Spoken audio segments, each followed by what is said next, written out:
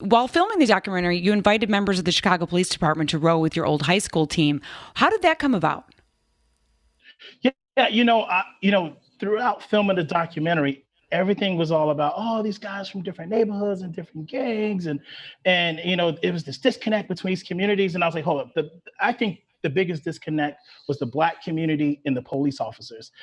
It takes a village to raise a child, and that's the guy at the corner store, the teacher, the counselor, even the guy that's driving the bus. But the police didn't seem to be a part of that village. And Mm. and I said, if my nephew's gonna live here and my brothers and my cousins, I want to have a conversation with the cops. They need to know our names. They need to know who we are. And you can get anyone who grew up on the west side of Chicago, if they're white, Hispanic, they own a store, if they're a principal or teacher, to say Black Lives Matter. And how can you be a cop and work in a neighborhood for 15 years and meet Miss Parker and seen her kids grow up and stopped at the barbershop and can't say the same thing? And I said, it's because they don't know who we are. And so sports unite people. I know if I just put up a sign or I sent my book or if I knock on the doors, they wouldn't hear me. So I was like, I'm going to use the sport to connect. And it came out. It was awkward at first. Was it? Was But, it?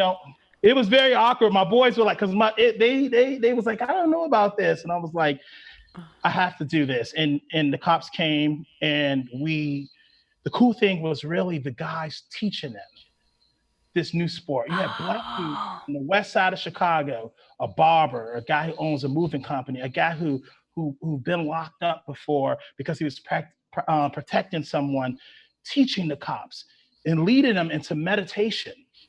Wow. And at one point, one of the cops was so scared in the water because I think he didn't know how to swim. And the guy Alvin was sitting behind him, and he was just like, "Sit tall, breathe. I've been here before."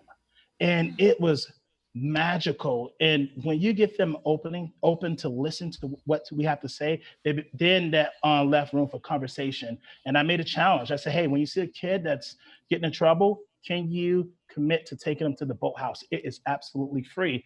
And they made that commitment. And then after that, I invited them out to row again because I wanted them to know our kids and yeah, they wear hoodies. Yeah, our kids sag their pants, and yeah, they get frustrated and they upset sometimes walking down the street. But they're great, they're amazing, they're resilient, but just failed by the system.